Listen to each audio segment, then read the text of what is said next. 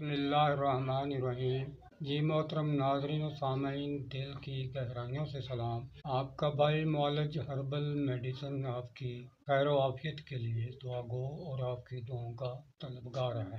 یہ video health کے حوالے سے ہے۔ موضوع ہے ذہن کی تھکاوٹ۔ اس کا انٹرو اور اس ویڈیو میں ہے۔ ایسا شخص کوئی نہیں جو ذہنی تھکاوٹ کے مفہوم سے واقف نہ ہو۔ تھکاوٹ تو دو اقسام کی ہیں، ایک جسمانی اور ایک ذہنی۔ تھکاوٹ کا تعلق سائیکالوجی سے ہے۔ اس پر بات ہے آج کی۔ 100 میں سے 25 مریض خود ساختہ وہمی ہوتے ہیں۔ یہ مریض مثال کے طور سے 100 میں سے 25 مریض خود ساختہ وہم کے مرض کا شکار ہوتے ہیں۔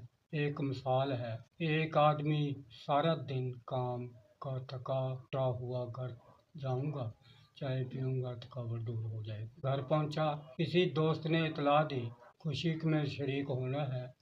خوشی کے اس حالات سن کے تخیل اور تصور سے دل دماغ میں سرور کی ایک لہر اٹھی۔ بغیر چائے پیے یا بستر پر آرام کیے تازہ دم۔ اس سے منفی پہلو، تھکا ہوا گھر پہنچا، واقعہ سنا افسوسناک، تو اس سے دل دماغ دونوں متاثر۔ تھکن نے غم اور بیزاری کا رخ بدل کر پہلی حالت میں تھکن کو تبدیل کر کے دوسری حالت میں داخل کر دیا۔ اطلاع تو واقعات ہوتے رہتے ہیں۔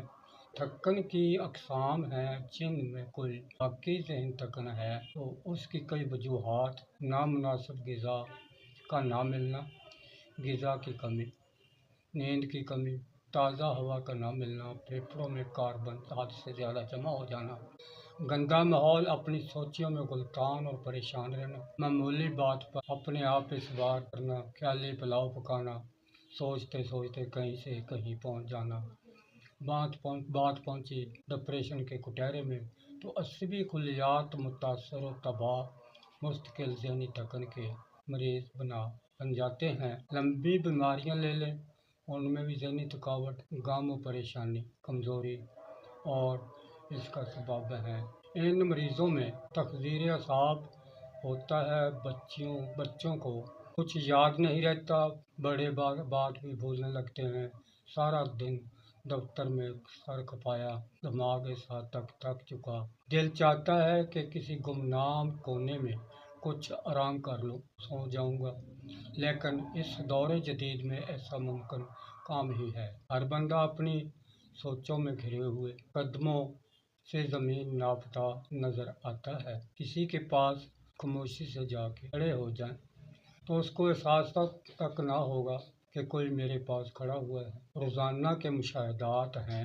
اس موضوع پر بات چلتی رہی تو دورانیہ ویڈیو کا بہت کم ہے، تو اشارتاً انٹرو میں نے گوشے گزار کیا۔ تفصیل اتنی لمبی ہے کہ ایک کتاب لکھی جا سکتی ہے۔ ذہنی تھکاوٹ ہمیں کیسے محسوس ہوتی ہے؟ ہر وقت تھکن کا احساس، کسی کام کرنے کو دل نہ کرنا، سو کر اٹھنے کے بعد بھی جسم ٹوٹا ہوا، کمزوری معلوم، کوئی کام کی تجویز نہ بننا، ذہن کی تھکاوٹ کا احساس ہے۔ ہر کام میں سستی اور الجھن رہنا، نفسیات کا ہائپر رہنا، اپنی نیند کو پوری کریں، اس سے ذہنی تھکاوٹ اور توانائی ملتی ہے۔ کام کوئی بھی کر رہے ہیں، چاہیے کہ ہر گھنٹے بعد 10 تا 15 منٹ اور منہ کو دھو لینا تاکہ باہر جو خون کی مقدار بڑی ہو بیک ہو جائے۔ ذہنی تھکاوٹ کا ایک اور بیسٹ ٹیکنیک ہے، اس پر عمل کرنا ضروری ہے۔ ہر بندہ کرے، وہ کیا ہے کہ سانس کی پریکٹس 7 سیکنڈ 4 اور 8 کا پریکٹس ضرور کریں۔ جب کام سے ہٹ جائیں، جب آرام سے بیٹھ جائیں تو 7 سیکنڈ صاف ہوا اندروں پھیپھڑوں میں کھینچیں، 4 سیکنڈ اس کو روک لیں اور 8 سیکنڈ میں آہستہ آہستہ اس کو جسم سے اخراج کریں۔ اس سے ہوگا کیا کہ جتنی کمزوری کا باعث کاربن اندر جمع ہو کے کر رہی تھی وہ جسم سے اخراج کر جائے گی، آکسیجن ملے گی، توانائی بحال ہوگی، تازہ دم ہوگی۔ کھانے میں آرٹیفیشل کھالوں سے بچیں، نیچرل غذاؤں، سبزیاں، تازہ پھل تازہ استعمال کریں۔ میرے دوستوں، ان باتوں پہ عمل کر کے ذہنی تھکاوٹ دور ہو سکتی ہے۔ اب آپ سے اپیل ہے کہ چینل کو سبسکرائب کریں، ویڈیو کو لائک اور شیئر، سوال اپنا کمنٹ میں لکھیں، مشورہ اگر کوئی درکار ہو تو واٹس ایپ پہ رابطہ کر سکتے ہیں۔ سب پیاروں کا شکریہ۔ اب ایک کم خرچ فائدہ ہے اس کا باکمال، توانائی کے لیے بہت اچھا ہے۔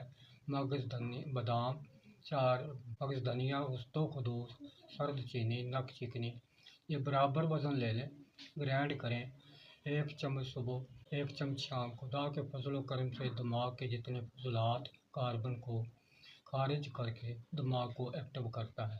تھکاوٹ دماغ کا تریاک ہے، ضرور بنائیں اور فائدہ اٹھائیں، اور دعاؤں میں دوستو یاد رکھیں۔ میرے پیاروں، ویڈیو ہوئی مکمل، اب چاہوں گا اجازت، نئی ویڈیو میں ملاقات ہوگی، تب تک اپنا بہت خیال رکھیے گا۔ خدا حافظ، فی امان اللہ۔